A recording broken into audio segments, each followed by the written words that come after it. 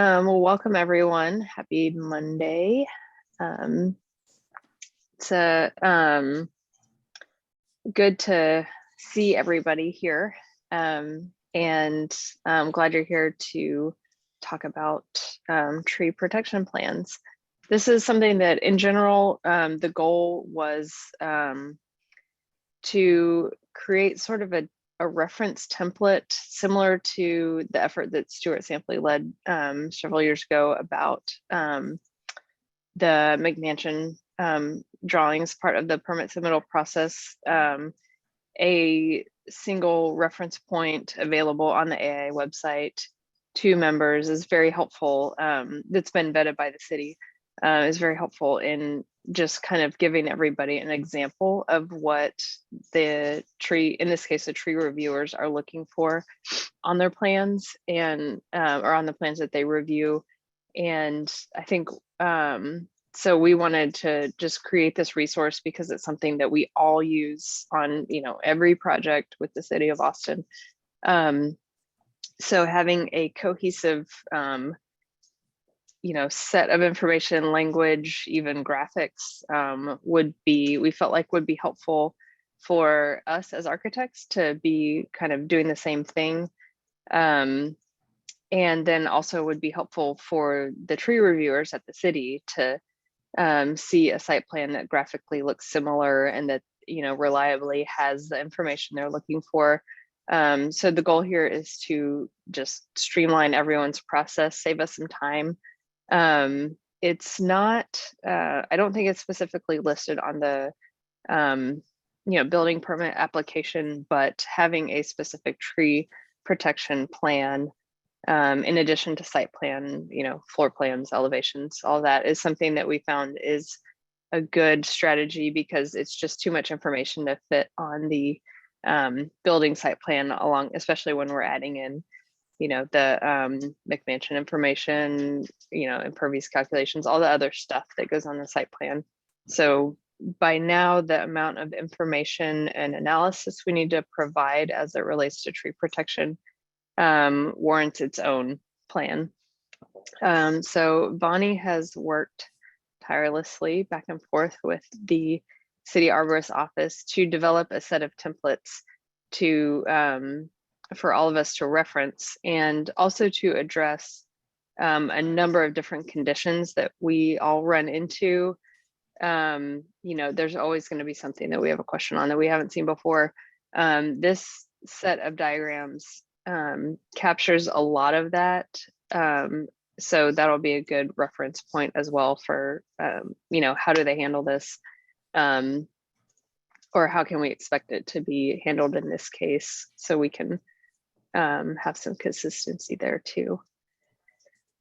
So Vani, I'll let you take it away. And of course, any helpful hints along the way that you've discovered with the city arborist office in, what they look for as well would be appreciated. Sure, yeah. Hello. So my name is Vani, and I am the owner of workshop number 5. We have been blessed with many complicated projects, and that has helped us actually with a lot of these conversations with the city. And so what we have here today are 4 slides to go over with 4 different scenarios. And just so you know, this is still being reviewed by Naomi and Jim at the City of Austin Tree Department. So this meeting is happening actually at a great time because we can, whatever feedback you guys have, I'm going to take notes and see if there's a way to get it tied in and settled in the next meeting I have with Naomi. So just to kind of give you just a general process, what the City of Austin is looking for these days is if you have a heritage tree, you should definitely schedule a virtual meeting, which is just a free 20-minute meeting, have a quick consultation with them and they'll advise you whether or not you should schedule a site visit. It helps to have somewhat of a plan laid out for that meeting, of course. And then the site visit is even better if you have like somewhat of a firm idea of what you want to do. Currently, the virtual meetings are getting scheduled within next day or the same week, but the site visits are taking about 3 weeks to get Jim out to the site because there's only one person making these site visits. And then he has to come back and put all the site reports together and issue a formal report to you. So you pay $300 to get this formal report, but then you have the peace of mind that you're not caught in any long comments and permitting process. So you're kind of front loading that time, I guess. So those are just two things that have come up that they've mentioned that they advise everyone to do, especially if you have heritage trees. Protected trees, there's more flexibility there. Okay, so I'm just gonna kind of take a moment to orient you guys really quickly on how you guys can kind of view these documents or kind of start to understand what's happening. So under this, every block or view name, we have a little note underneath it, and it says like new construction with heritage trees. And that's basically the scenario that we're trying to study. So we have on this one, new construction with heritage trees. On this one, we have new construction with protected trees on adjacent lots. So we're going to go over what do you do when the neighbor's trees kind of come over into your lot. And that mostly the impact is of the canopy and the root system, of course. Then the third slide is addition, remodel with the pool and CRZ of protected tree. And then the fourth scenario is addition, remodel with protected trees, just really simple. So we started with the toughest one, and then it gets easier as you go down through the slides. The legend here is kind of there to guide you as well. And so what we have is planking, we're showing with a red line, fence is this green fat line, mulch is this little field region. Green is existing structure impacting the CRZ, blue is new structure impacting the CRZ. This grid is new site work impacting CRZ, and then the diagonal is protected tree full CRZ. So as you guys know, the rules, half CRZ, you can encroach it, you have to kind of float it. Quarter CRZ, you don't want to get even close to that. And then here's a tree list also for each scenario you'll see, and they've been noted here like the size of each tree. So this is, on this slide, we have a 33-inch live oak, and then over here we have a 30-inch live oak, so 2 heritage trees on one lot. And then the neighbor has a tree as well, a protected tree, not a heritage tree that we have to account for. So tree list, and then we have just 13 general tree notes that we're still kind of item by item reviewing with Naomi and Jim to see how they feel about it and whether it's accurate enough to have as a reoccurring tree notes list on our drawings. So this is still under review as well.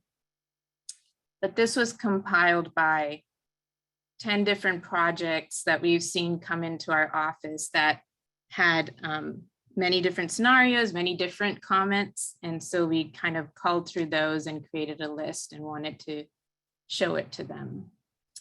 And then there's some general site notes, which are slightly different because it goes into like erosion and sedimentation controls, mostly, it's all of those.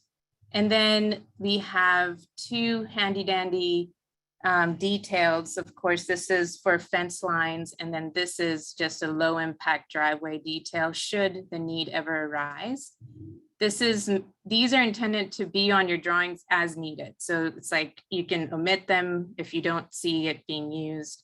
But we wanted to put it on the sheet so it was like readily available for everybody. Okay, so I'm gonna go in.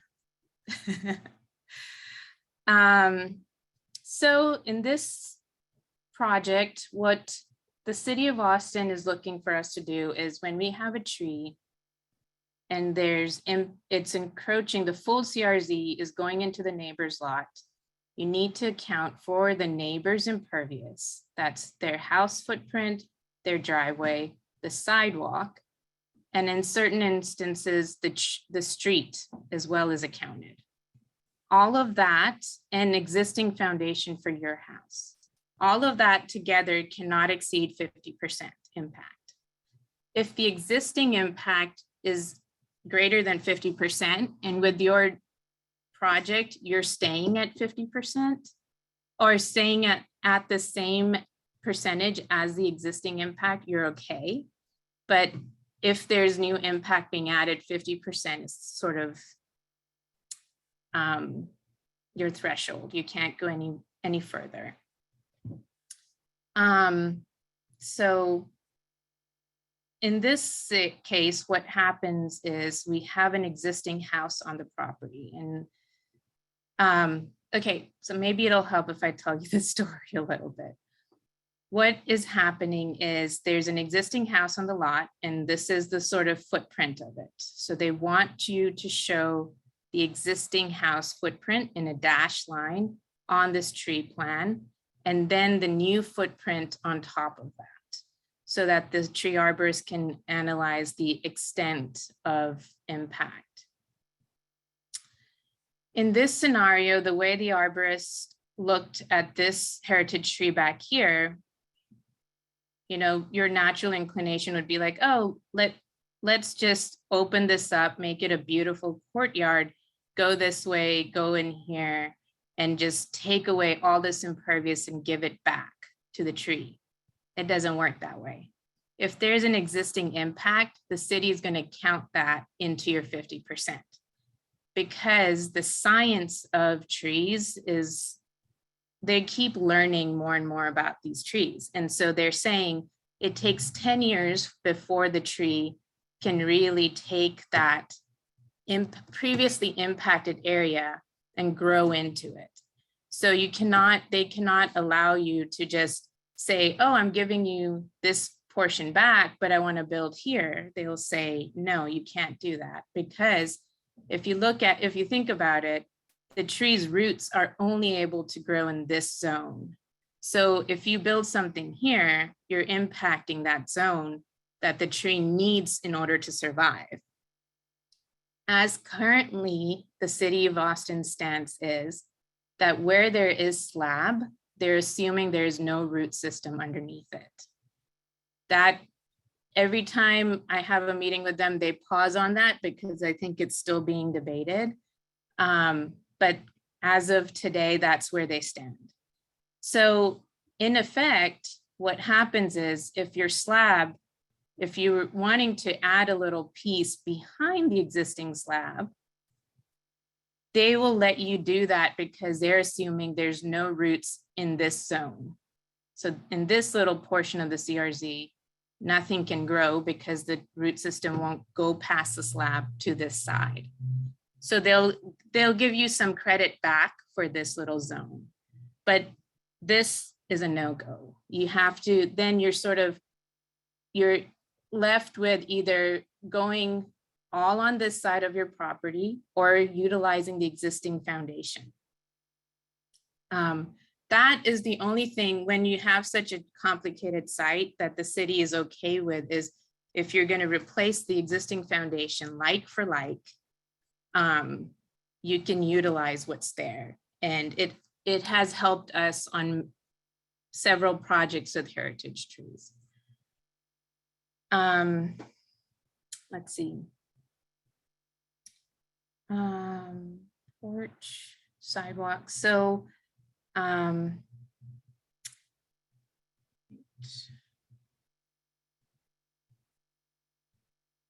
so a lot of these notes that you see here, I'll zoom in a bit. So here's some calculations. This will be helpful, I think. 33-inch live oak. The next, we want to show them the square footage of the full CRZ. Then you have to break it out as impact from existing structures or site work, what that square footage is. So then you have to show them what's the percentage of impact, and that's at 55%. Where it gets more complicated in those scenarios, you have to kind of start breaking it out as what's existing impact versus new impact. So for instance, if I was allowed to build in this little section here, I would have a separate line underneath percent of impact. I would have a separate line saying percent of new impact. So it's always good to distinguish between what's an existing impact and what's the new impact on these calculations. And that really helps them during their review on these trees.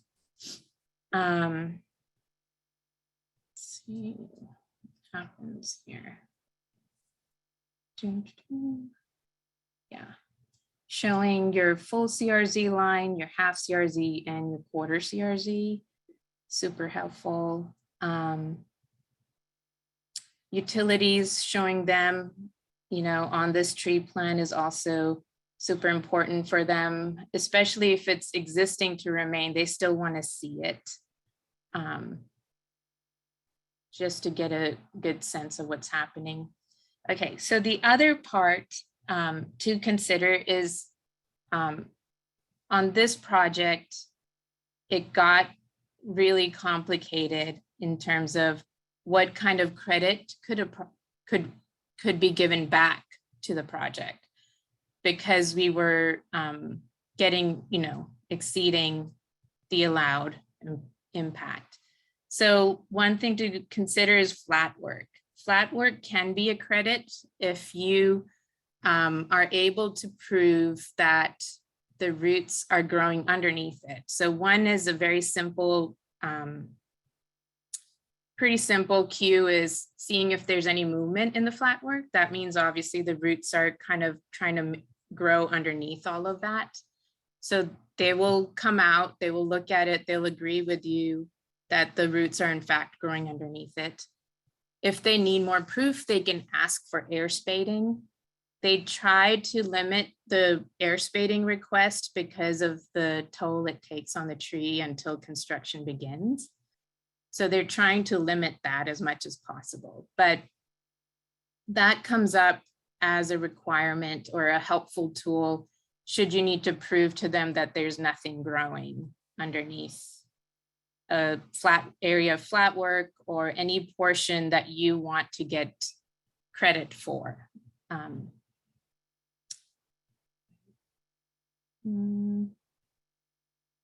Sorry, I have many conversations going on in my head. I hope this is all making sense. Okay, on this option, so new construction with protected trees on adjacent lots. On this project, there were no trees on the lot itself, but we had all the neighbors' trees coming in. So we had to take into account what was being built, how it's impacting their trees. They said that as property owners, there's a right to cut any limbs that come over into your property, but the same rule applies, 25% canopy reduction. You cannot take away more than that, and you need to kind of get the homeowner's approval. Overhead lines, they love to see all utilities drawn out on the tree preservation plan. So these calculations are pretty much in line with the very first one, nothing super unique about them. That portion is the same. This is the new impact that we're showing. You have to document the neighbor's property to make sure that any encroaching slabs are accounted for. It gets kind of, there's another debate about that, like how do you document it without like liability issues? And the surveyor can do it. And Jim Goebel has said on many occasions to explain to the homeowner or the neighbor what is happening and that you're trying to protect their tree. And that's why you need to document their slab. And if they're in disagreement, eyeballing it could work. But getting it as accurate as possible is important, as you guys know, that there's ripple effects that can happen if that calculation is off, because the impact, and if it's a heritage tree on the neighbor's property, then you have to be really careful about where you're impacting, which CRZ, half or quarter you're in, and all of that kind of comes into factor. So you have to, we personally have asked our surveyor to take that on every time he goes out. We go out before the surveyor does, of course, and kind of give him a heads up on power lines, neighbor's property that we need, anything that kind of jumps out at us. And then he does it, and he's okay with, most surveyors are okay with doing it, but you might get some resistance there. And the best answer I've gotten from the city is, if you keep hitting hurdles, just eyeball it, and we'll accept that. Let's see.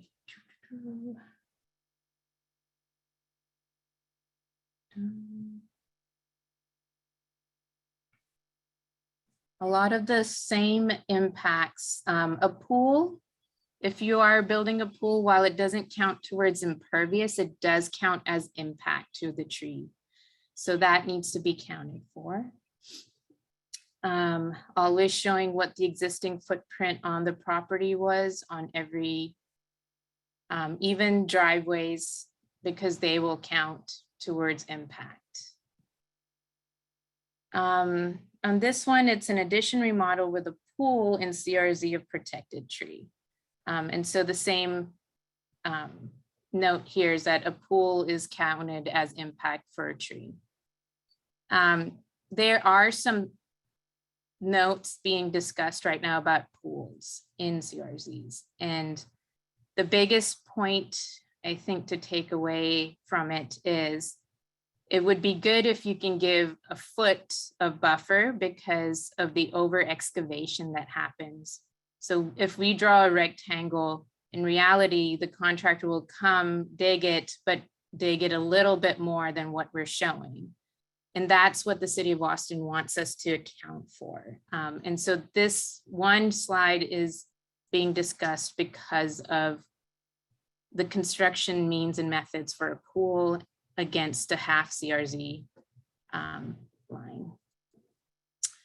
Showing construction access is important. And then if there's any other like rainwater collection systems and things like that, it would be good to show where you plan to trench around trees.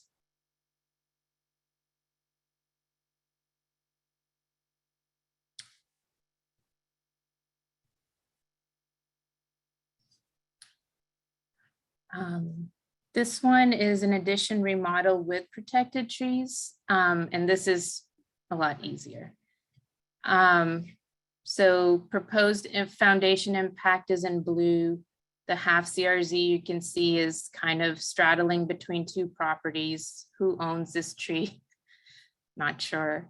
But this this front yard tree is, because it's protected, you don't have to go as crazy on the calculations, but you're still limited by the 50% impact. On this one, we didn't have to go into intense calculations. This one we did because of the foundation being impacting. this tree system. But over here, I guess we should technically show the concrete driveway impacting it. That might be a correction I need to pick up on.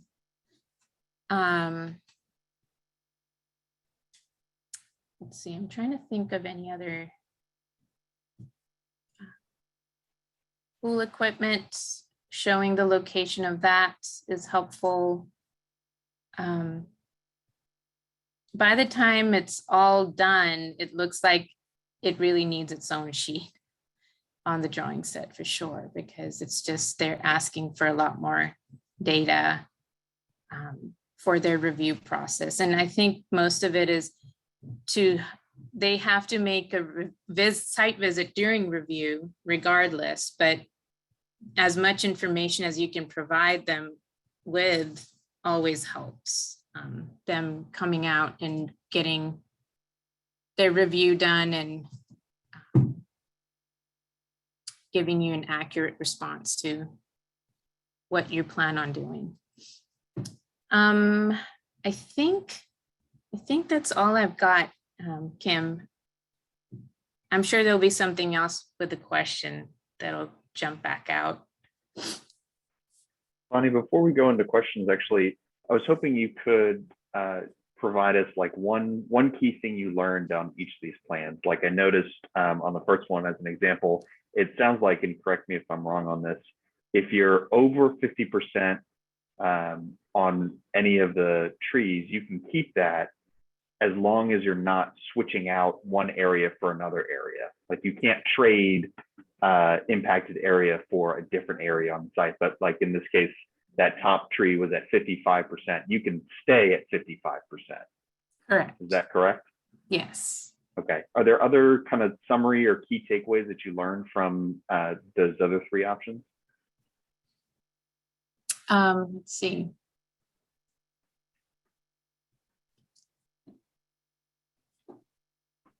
I guess on this one is if your property doesn't have a tree, don't walk away thinking you're free of any compliance with trees. You'd have to check both sides and make sure that you're free and clear from that point of view. So I would say that would be the lesson on this one. Okay. Before we skip on to that one, if you're not planning to impact the tree at all, like let's say that pool wasn't there, would they still want you to document the impact on the neighbor's property, even though you're not impacting it at all? Right, they would not require us to do that. Okay. If this was all just yard space with a tall, like CMU privacy wall, yeah, they wouldn't need to see any of this.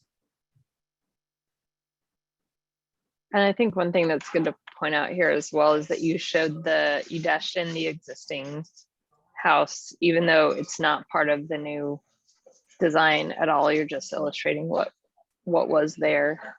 Correct. I think that's a good point. So I'll actually go back, Oren. I think I would say if there is a protected or a heritage tree, you need to show it on the site plan, on this plan regardless, if it's even spilling over, but you won't have to show all the calculations. Okay. Just so that they know that you know that it exists and it's being thought about. Yeah. I have a question on the first plan, the new construction plan. Yes, that one. You noted that the expansion of the house from the original to the upper right is impacting an area that the tree could not have roots in because the original house cut it off basically from the tree. Right. But it's not shaded in green. Was it part of the calculation of the existing impervious impact, the 55%? No, it was. So the calculation of existing condition is just what is actually impervious, not what is impacted in addition to what is impervious. Right. So I'll say this. When 2 weeks ago, this was how they were looking at this section. That's right. You're dealing with the city. Okay. As of last week, they want us to consider this as an impact. So I'm still in conversation about that because Naomi and Jim are not on the same page, I would say, about this one thing. So that's a watch out for it. Right. And I would say, like, if you do a site visit early on your project, that's something to bring up right then and there and get it, catch it coming out of their mouth. So they might then include it in the report that they would issue. Correct. As to how they will calculate it. Okay. Yeah, sometimes you need all the credits you can get, and those site visits are super helpful in explaining all the constraints to the reviewer. Okay, thank you. Yeah. I have a question for you, Vani, on this. This one, I see that the protected size trees are documented here, and there are unprotected size trees listed, but they're not shown. Is that intentional? I actually had an arborist tell me we usually submit our tree plans with all the trees shown that showed up on the survey, and he said you can turn off the ones that are not protected and don't even show them to begin with. Do you have an opinion on that based on your experience? Kim, could you say that again? Sorry, my dog went. No, that's all right. I had a third-party arborist suggest not showing trees below the 19-inch threshold. Like he said, maybe don't even show them on your site plan so they don't worry about it. I'd always kind of shown them because they're there. But it's true that they're not regulated. Do you have a sense of whether that makes a difference one way or the other with the city arborists and how they're considering a plan? So yeah, they want to see it. If there's a tree like above 10 inches, it would be good to have it on your plan. And especially if, the client doesn't want to remove it or, and you're designing around it. So they want to see any trees that you're taking into account. It earns you brownie points from what I've understood. Yeah. That's kind of what I was wondering. That makes sense. Thanks. I have a question. This is Nick Deaver. Speaking about that area that you were just describing on this slide that is behind the existing tree, and you're talking about whether or not they're going to have you count that new addition that's behind the existing house as part of it. What I found is that we've been required when we show a plan that is impacting the critical root zone, they're drawing lines from the center of the tree sort of diagonally to the corner of the existing house, extending that out all the way to the extreme 100% critical root zone.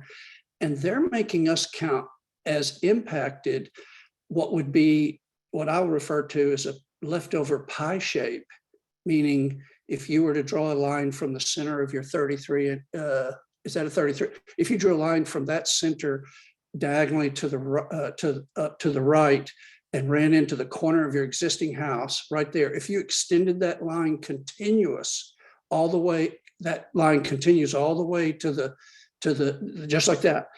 We've been having to count that area as impacted because their argument has been, just like you said, the trees are not growing past the house or the new addition. And if you had a footing across there, you'd be cutting it. So they've been having us literally, if you will, not being able to count that as unimpacted area below your purple line to the main house, if you follow me. Yeah, no. Nick, I'm that's- drawing in this pie to see if I can make sure we're all understanding what you were requesting here. Yes, that is what I was saying. And as I said, what we've been told or asked to do is to, in other words, if imagine the idea being that if you've got now, I'll be honest, I wasn't thinking about an existing condition as much as a new addition. The point is, if we were putting, let's say, a carport in this area where your existing house is, that you'd be cutting, essentially what they're saying is that if you cut across and put a foundation where your existing house is there, that you're losing that pie shape that is on the extreme, which is on the, I'll call it the high side of your existing house here. That pie shape, they're having us count that as impacted because they're saying essentially that your roots aren't able to get to that place. Okay, the only thing I would say that is different from what you're saying to what they're saying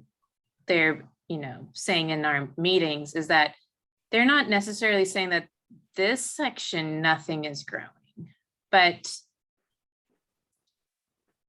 I understand what you're saying here. I'm gonna draw this out and bring this up in the next meeting because this makes more sense based on every conversation I've had with them, but this is not how they are advising us. They're allowing us to consider this as unimpacted.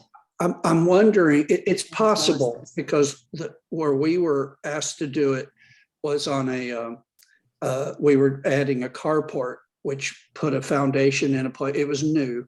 But the main thing is that they were saying that we couldn't just sort of, as you have here, indicated just the impact of our new carport. It was that if we were cutting a zone off, that they were suggesting that you can imagine if this were if we were cutting into these root zones, maybe that's what triggered it. Yeah. Yeah, I can see that. Okay. Yeah, anyway, but what made me bring this up is that your discussion you're having about that new portion on the backside sounds like it's the same argument. Yes. And so like I said before, if you were to ask me to draw this, I would have probably shown that as an impact. And now I would show that pie shape up there as an impact. If it was a new construction, I don't know if they're telling you something different. In other words, they may be letting you have it because if you were adding that portion, maybe that's what triggers it. I don't know. Nick, Yes. clarification. The new carport that you were adding, was it over existing paving or was it with new paving for the vehicles? It was new. So it was new, and it's simply what they pointed out to us is that essentially kind of like the area she's got in red here, what they were basically saying is that you have to consider that impacted if you're cutting as I said, they had us draw lines kind of like this diagonal line. And they were saying, if you are cutting the roots there, you have to imagine you're impacting all the roots beyond that. Yeah, and that's accurate. That's what, as of last week, that's where they were landing. So like 2 weeks ago, so the other thing is that the helpful thing to do is these site visits, because if you can show them how difficult the lot is, they will give you an administrative variance on certain aspects, and that kind of helps you out. So that's why they like to say it's a case-by-case basis, because it just depends on how tough of a site you're having to do design on. Yeah, a corollary question on that. If that carport were just putting the piers in for the support, or if it were a deck where there's nothing but footings going in, is it likely that they would interpret that the same way, that all of that would be would be impacted. I think Yeah. I think they do count it because it's a covering. Mhm. It's got a roof over it. It's that, in other words, you're changing the aspect of that land by your roof covering or your deck. So the recent thing that they said that I thought was super helpful for me to understand, when we think about like cantilevering a slab over to reduce, to not have impact, but you're trying to like, get into that CRZ a little bit closer so that we can build what we need to build. They said, can you get water to that root system at that depth? And that's where what their ultimate goal is, I think, with a lot of these rules is like, if it's not impacted, that means water should be able to just hit the ground and get absorbed by the roots. And if you like, I brought up like sonotubes or cantilevered slabs. If we had like a cantilever slab with a depth of like maybe say 4 to 5 feet, they said that's 3 feet too far. Like at 2 feet, at least you can get some water to the root system. At 5 feet, how do you provide irrigation to it? So those are some things to consider. I have one other thing I could add just for everybody's benefit, and because I learned it on a recent project, pardon me, and that is that regarding your idea of impacting this cantilevering over, let's say, a half critical root zone area. In the past, I'm quite sure I recall them allowing us to, if you will, cantilever over that half critical root zone with, let's say, a slab on grade, as long as it did not impact more than the top, whatever, 4 inches, I think. What I've been told on my latest plans is that if I'm trying to do that cantilever, they're looking for airspace, that they're no longer allowing us to just, if you will, structurally cantilevering over it, but being essentially on the ground. And so they want that air. Now they've been vague to me about how high that is. I've heard from some others that they're looking for, I forgot what they said, 8 or 10 inches of airspace. But that's the message that I've been getting. And it did cause me to have a plan rejected where I was trying to have it right on the ground, impacting the half critical root zone. We ended up raising it up in our plan, which they allowed. I didn't ever establish with them what that minimum height above the ground is. Somebody told me they thought it was 8 inches minimum. I am thinking what I need to do is add a bit more information about cantilevers, and that's actually a good, thank you for bringing that up, because I think that's a layer that I need to dig into with them. Thank you. Thanks. I've got one other thing that I'm not seeing on your tree plans. And I was actually wondering if I could share my screen for a minute. Sure. Okay. Hold on a second. Does that work? I don't know how that Yeah, works. that did it. Okay. Hold on a second.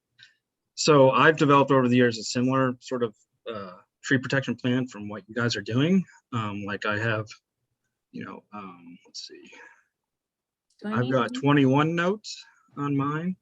And I have the diagrams that are basically taken from the city as well. And then, I go ahead and show, tree protection fencing and access points and all the rest of that. I don't use the color as much, but I might start doing that. What I really wanted to show you is a previous project I had, which is sort of our template, is this guy, which was basically an ADU in the front, which was existing that they got a city exemption for. And so this is the new house in the back. It's the access that was the problem, because my only access was through this area here, and I had to go over the half critical root zone. So this is something that they allowed us to do. You can see this big note of, 3/4 plywood over mulch, over decking, that sort of thing.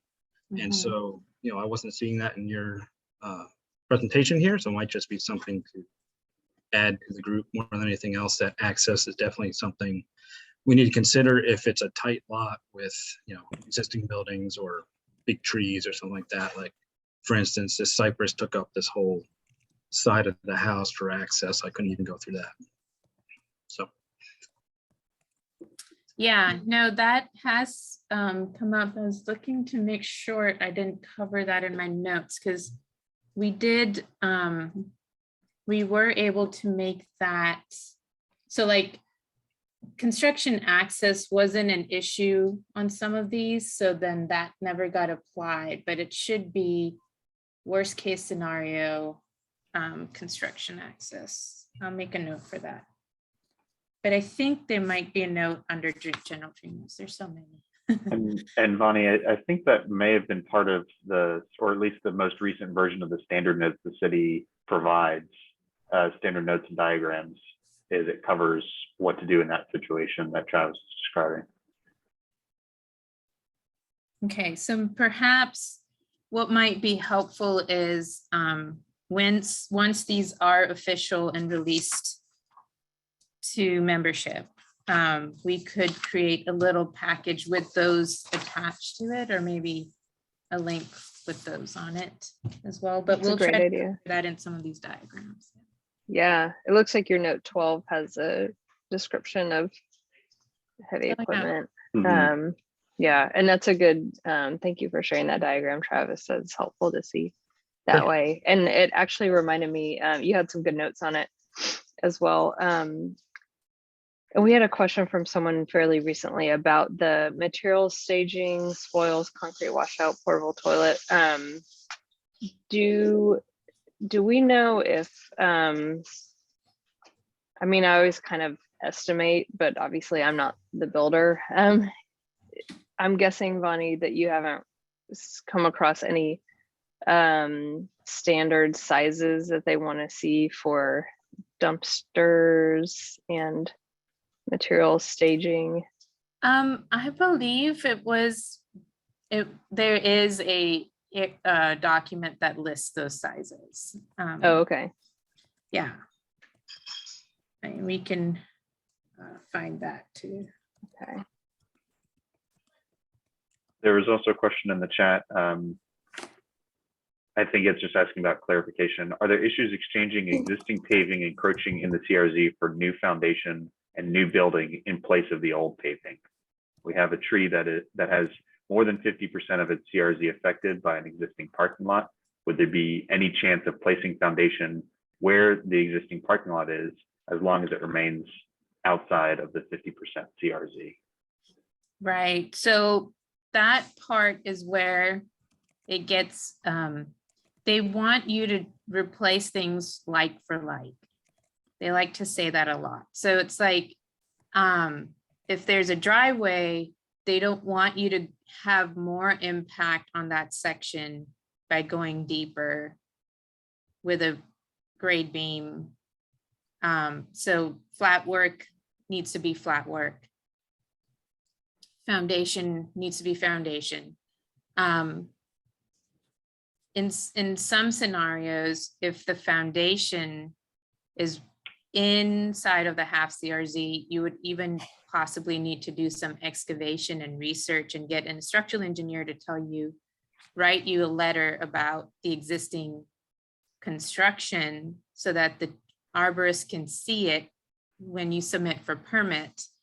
And what that basically is going to tell them that this is the existing depth, and then you have to show your structural drawings aren't going any deeper than what's there. So like for like is a favorite thing for them to say. So in that scenario where there's a driveway and you're already at 50% impact, I don't see them buying into, I guess it depends on what it's doing, but That's what I was about to say, Vani. It sounds like, playing the devil's advocate side, being on Mark's side of this, it sounds like the tree reviewers have stated that it doesn't matter what the impact is, roots may or may not be growing underneath paving. And so as a result, you should count it as a full impact. But now they're saying, but if there is roots under there, we have to be careful of them. So I think the best advice is go do a site visit and take a look Yes. and see if you can tell if there's roots growing under that paving, under that parking lot. In this case, that's where the value would be, spending the $300 to have them come out. Mhm.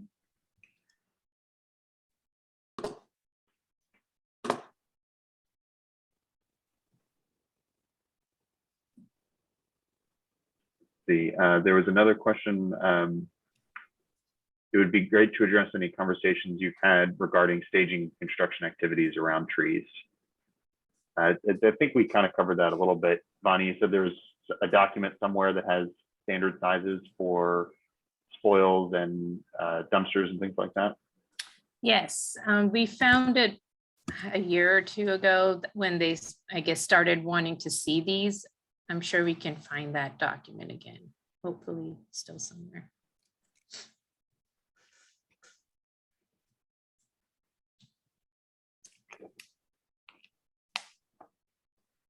So cantilever drawings.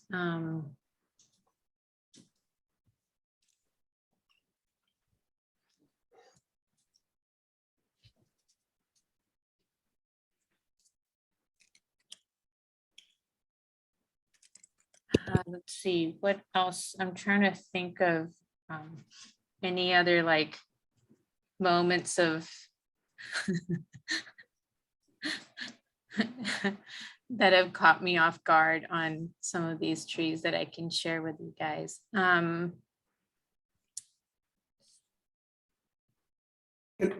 of the questions in that view right there, that little CMU wall you're showing at the bottom of the swimming pool, that goes into the into that 50 or 100% of the critical root zone. Are you not counting that little portion there that is, if you're building, is there a foundation to that wall? Yes, there will be a foundation to this and it should be counted, yeah. So that should, in this diagram, that should be, by using your diagram, that should be green, the portion that's within that 100% line. Correct, yes.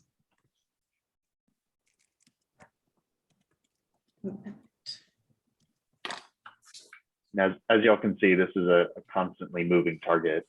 It's so specific to each individual lot and project that, we're trying to create a standardized way of doing it, but they're just really not one exists because it is so different from lot to lot, project to project. We have a question in the chat from Lauren that's Oren kind of touched on. So that it would be great to address any conversations you've had regarding staging and construction activities around trees pertaining to permit submission drawings. In this case, this definitely has an actual impact on the longevity of the trees. We see inadequate tree protection around town all the time while things are under construction, particularly with developers, and the trees end up going away little by little.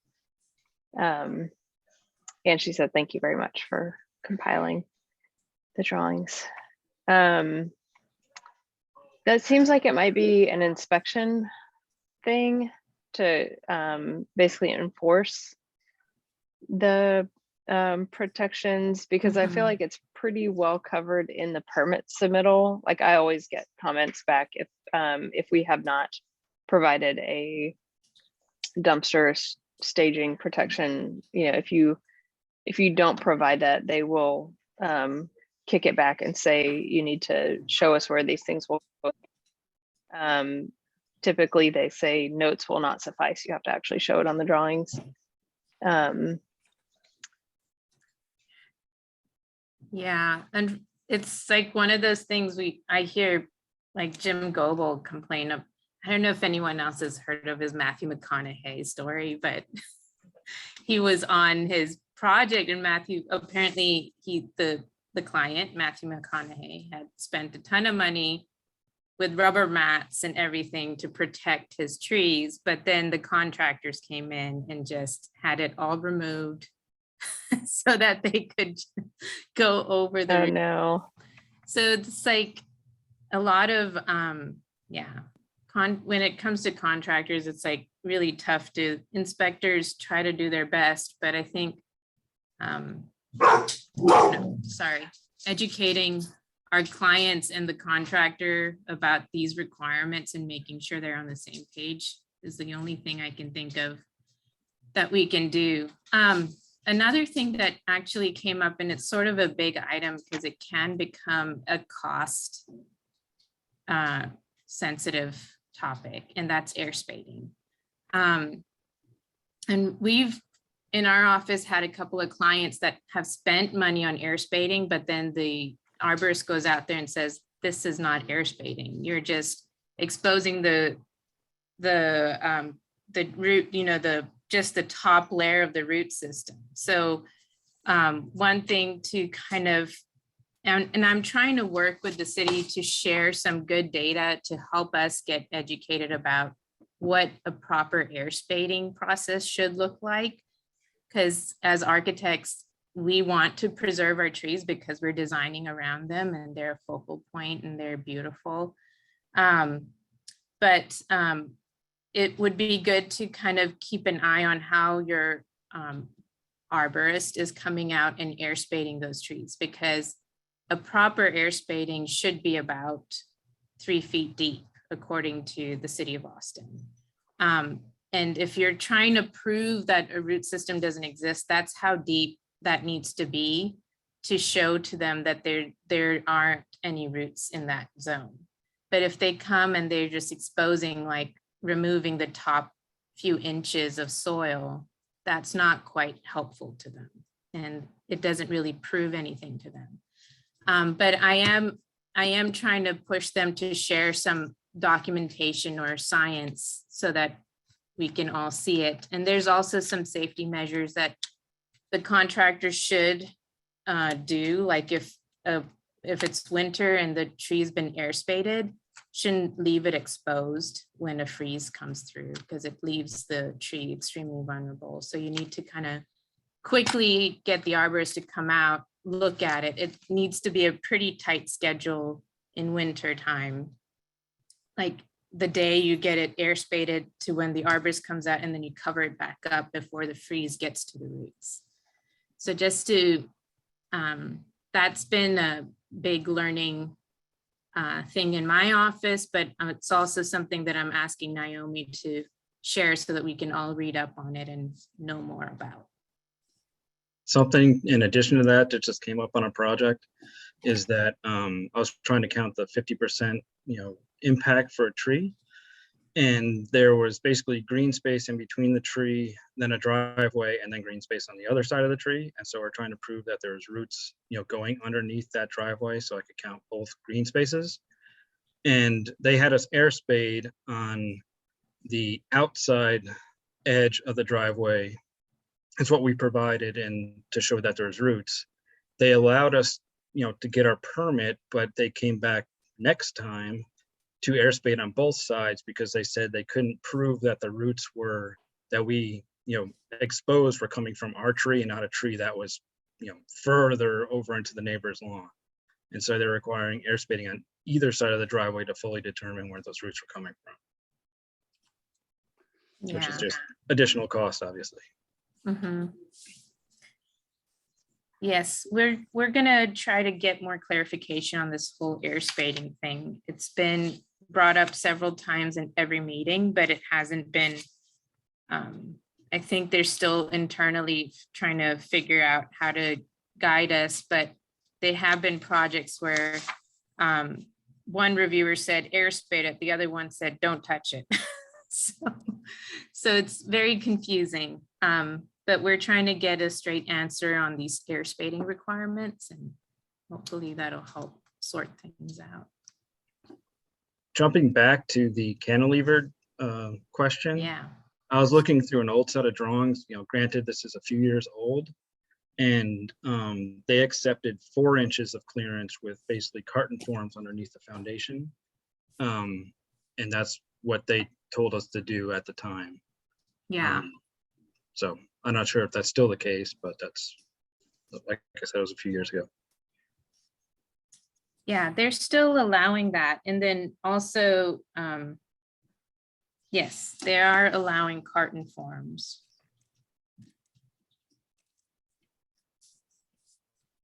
But I made a note to kind of address that. We might need another sheet of drawings.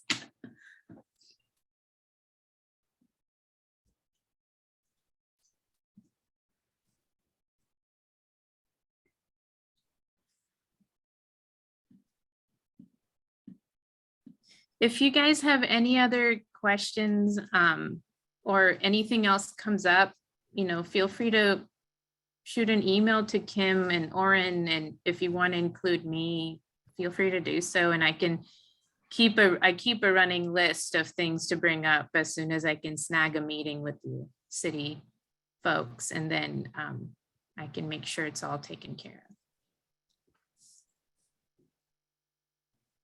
Thank you so much, Vani. Possible. We appreciate your time and effort on this. It is very much appreciated, because a lot of times, we all have the same questions, and so it's helpful for everybody to get on the same page and hopefully get the same information. It's good too. Absolutely. And I put it in the chat, but we are going to make these documents available as soon as Vani has her final write off, send off, whatever with the city, so that we can all be working hopefully off the same information and help make their lives a little easier as well as ours. Mm-hmm. And if any of you have anything to add, like Travis's, additional diagram notes, thinking that, hey, it would be helpful to, have this, or I've figured it out a little differently. You're welcome to email it to Vani and Oren and myself, and be happy to take a look and get the more information, the merrier, I think, in this case. So thank you, everybody. We appreciate it. And thanks, Ingrid.